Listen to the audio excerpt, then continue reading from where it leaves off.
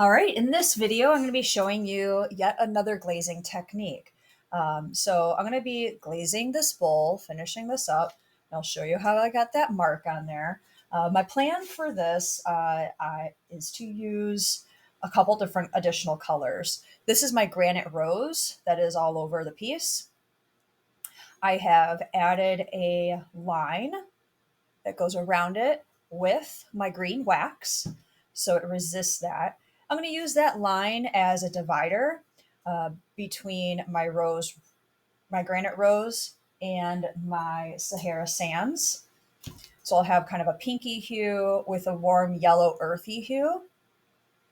And what I'm going to do is I'll show you today how I applied this so neatly because I am going to add another line in here so I can have an additional stripe of the Sahara sands popping in. Okay. And then with that, on over this, once that dries, I'm going to show a splatter rubber band technique that's pretty fun. I enjoyed that. So ultimately, I'm creating kind of this effect with the paintbrush, and it's a dipping effect. So this is a piece of pottery that I just love, that I purchased at a studio. You can see that they waxed the bottom, and this clay is a type of white stoneware clay, but you can see the glazes are much different than when we're used to. It doesn't have as much of a glossy sheen. They did a nice water coat, but they would do this technique of those colors by dipping it in a bucket, rotating and dipping and such. And when you dip a work of art, you only need to dip it once because it coats it in such a thick manner. So that's a different process. We don't have a dipping ability. We have the paintbrush ability. So we're going to work with those three layers. So the next step here is for me to obtain a nice straight line and clean line for me to follow. And I'm going to use that with a rubber band. You could use a tape resist. I have found that when I try my tape on top of glaze, that it just doesn't stick and the paint gets all underneath, and I don't know, I just don't have as good a success with it to work that out. So my rubber band kind of it wraps around a, a bowl piece really well, and I can somewhat manipulate it a little to get that to work. Okay. All right. So I kind of got that to work.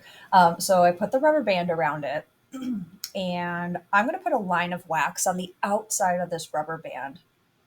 And what's going to happen is because I want to put the Sahara sands in between here, the wax is going to protect from getting into the edges of my rose granite. So it's kind of, it helps where the craftsmanship is in the part of your work. So, especially if we're beginners and we don't have a steady of hands, that's where that comes in. And these techniques are important to learn how to use. So we've got the wax.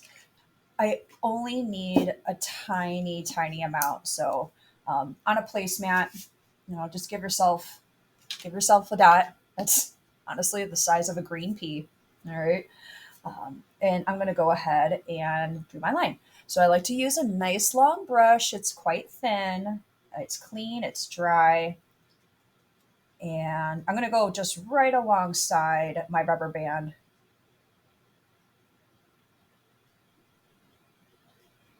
And work nice and slowly. And when I lift off, I want to lift off and have it come to a point so I can finish that out.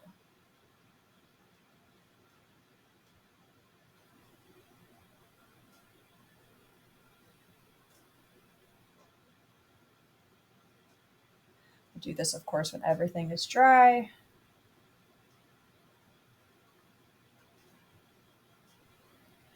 The nerve-wracking part of this is the fact that there's really no way to get the wax off very cleanly if you make a mistake. I got a little blurb there. Just kind of have to deal with it.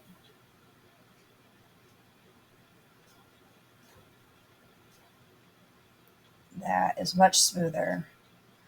Okay, so notice that technique I just did.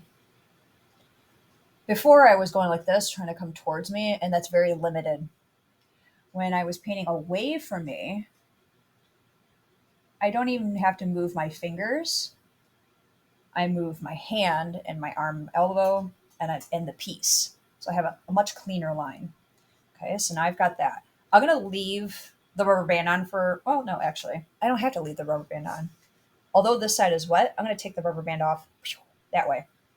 Okay. Now, here's the only downfall with this part is like there's no way to get this to stay here. So I'm gonna have to freehand that guy. All right, so I'm gonna drag this off. Like that, kind of neat. Oops. And so with the wax, it's a resist. So this is going to show my rose granite underneath. So if I wanted to, I could add pattern and design, different things that add some element of character to your pottery. So let's say if I wanted polka dots, I could add wax polka dots and then paint over it with another color, and that background color will shine through. All right, so notice how I did this. Okay, I got a little tails in here so I know where my destination is. And I'm going to make a hardy decision and say I'm going to open up that shape and flow out that way. So start, middle, end. I have found that it is helpful for me to start in the middle.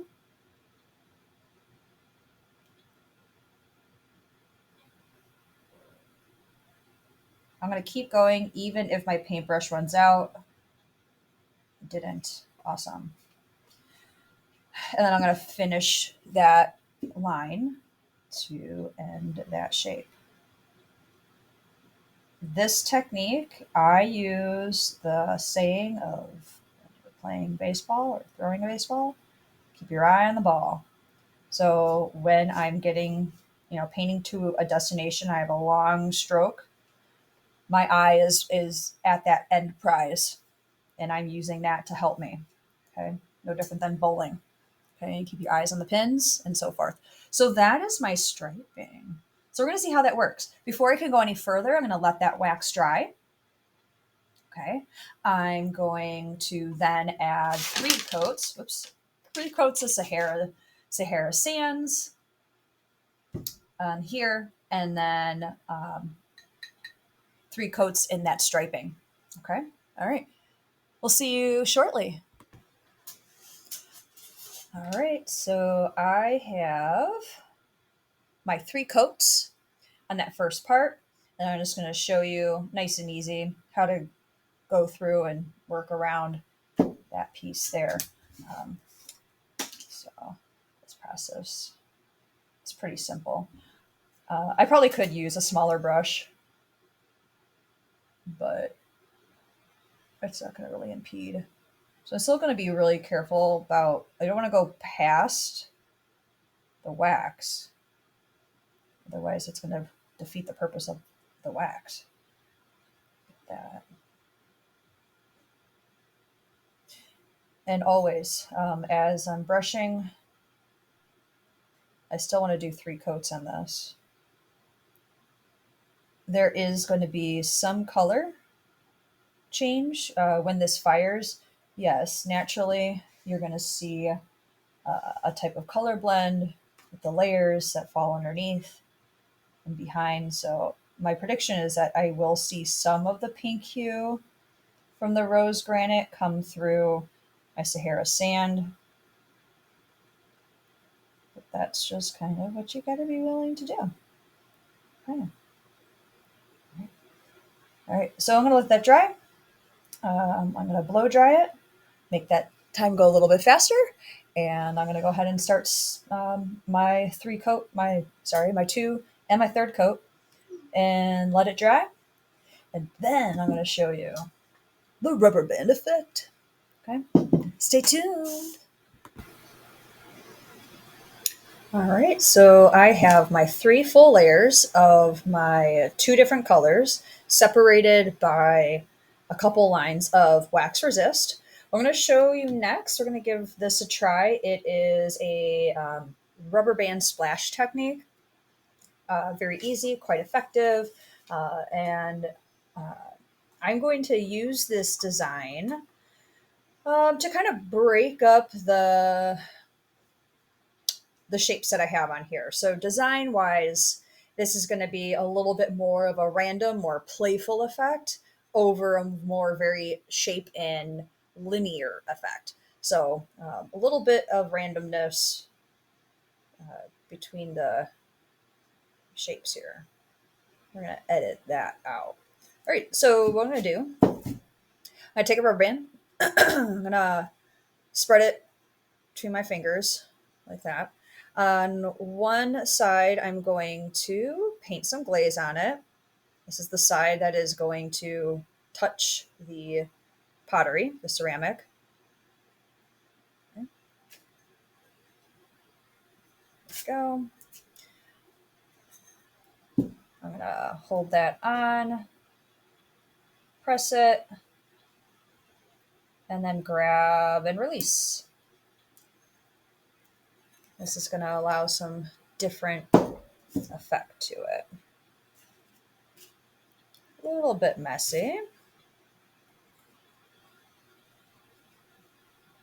So this will end up being kind of a brown coppery color.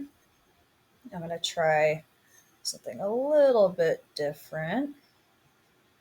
I kind of feel like I need something to hold this. What if I do this? Yep, that works way better. All right, I'm going to get a different direction here. Some interesting effects. Those shapes in. It does almost have just a simple effect of, a brush stroke. You get definitely a different design depending on the size of the rubber band, how far you pull back on it, the direction, and so forth. So you get the idea.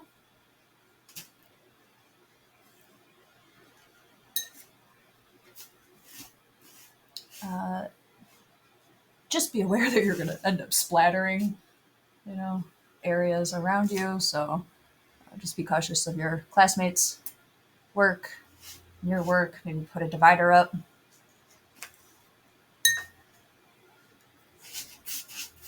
Plus, it's kind of a fun sound.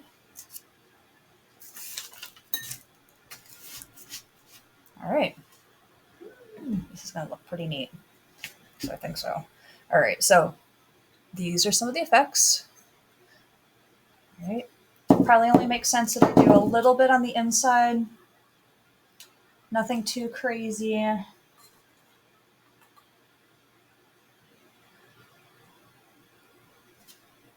Let's see.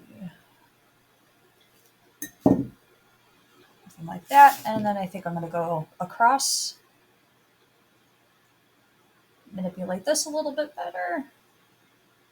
I pulled back quite far to be able to reach in there. Okay. Super dirty.